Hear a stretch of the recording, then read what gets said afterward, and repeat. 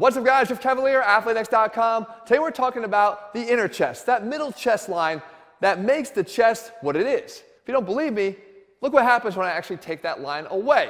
Suddenly, it's less impressive.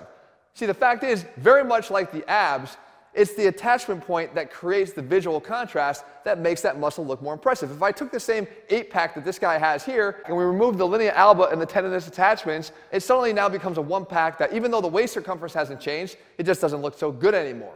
So what can you do if you're lacking that middle line? Well, there's a few things that you need to do. You need to create that contrast, and that contrast is created in 2 ways. Number 1, your anatomy that you were born with, and secondly, your ability to grow this muscle. And I'm talking about the entire muscle, not just the inner chest. That's not possible. But let's talk about the anatomy. We break out our muscle marker to do that. We know that the chest has an attachment right here on the sternum, a tendinous attachment. And what the tendon does is it attaches to the bone, it rides out into this muscle belly, and then goes out to another tendon to attach to the arm.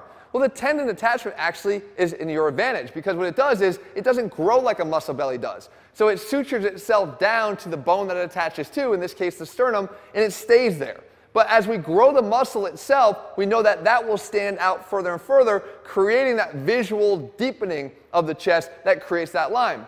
However, we also know that there's another thing that can hide that, and that is what you eat. Right, let's face it, guys, any discussion of how a muscle looks has also got to consider the fact that if you eat poorly and you have higher levels of body fat, it's just not going to look as good. See, this chest of mine right here, though may not be the biggest one out there, because I have good muscle definition from low body fat levels, it looks more impressive than it actually might be. Again, this guy right here has a bigger chest than I do, but he certainly doesn't have the definition, which again, in the opinion of whoever's looking at that, could change how they feel about it.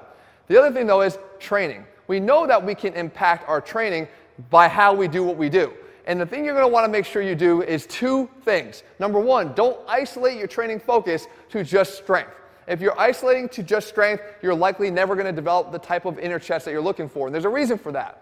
Most of the strength-based exercises that are looking for strictly progressive overload, which is a good hypertrophy stimulus, but it's not the only one, are going to be limiting how much adduction you get in the exercises you're performing. I mean, an incline bench press, or a flat bench press, or a weighted dip, or a weighted push-up, are all going to be done with the arms in this position here, never actually approaching complete chest contraction by getting into a fully adducted state. You want to explore other options. We know that eccentric overload is a great option. We want to include exercises that allow us to get more stretch placed on the origin in the insertion, which an exercise like this allows you to do, but you want to allow that to be an additional stimulus for growth. Because again, growth is what's going to make this entire chest stand out and create the deepening of the line. The third thing, however, is I think where everything is at, where people don't necessarily do enough of this, and that is go for that metabolic route. Drop the weight down. If you drop the weight down, you may actually get into a fully contracted state for the first time ever, because you need to go a little bit lighter in order to get there. So if you take an exercise like the crossover, if you always stop right here, you're never really getting into a fully contracted state. If we're talking about getting the best chest development to create maximum hypertrophy in the most deep line you can get, then you want to make sure you take it even further than that. Bring it all the way across the body, even if it means lightening the load to do that. Now, don't just stop after a few repetitions. You want to really, really revel in the burn and create such an intense burn here on these exercises that you can barely stand it. But this is a great way to create that full chest contraction. You can do the same thing for the upper chest by simply lowering the angle of the arm and bringing it up and across your body, but still make sure you're getting it across your body. Even something like a bench press, if you were to drop 1 dumbbell, can be tweaked to get more adduction stress by simply sliding over, right? Shifting your body, rotating onto one cheek, and then driving your arm up and across your body like you see me doing here. And of course, we can do the dumbbell pullover, which is really squeezing the hands together, creating a really hard adduction from the top down to really hit the upper chest better.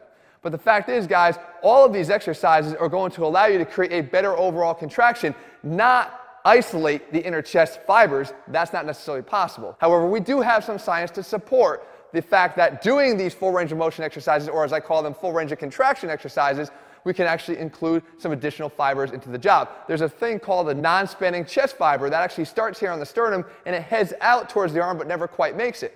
So you might think to yourself, how could they contribute to a contraction if they actually don't attach to the arm it's pulling? Well, interestingly, what happens is these fibers have proteins that come out of them that make them somewhat sticky. So as the contracting fibers cross over and slide by them on the way through full contraction. They grab hold of them and they involve them in the contraction. So you're getting an overall greater production of force and greater capacity for growth by involving fibers that maybe never ever got dragged along for the ride or engaged because you never went far enough.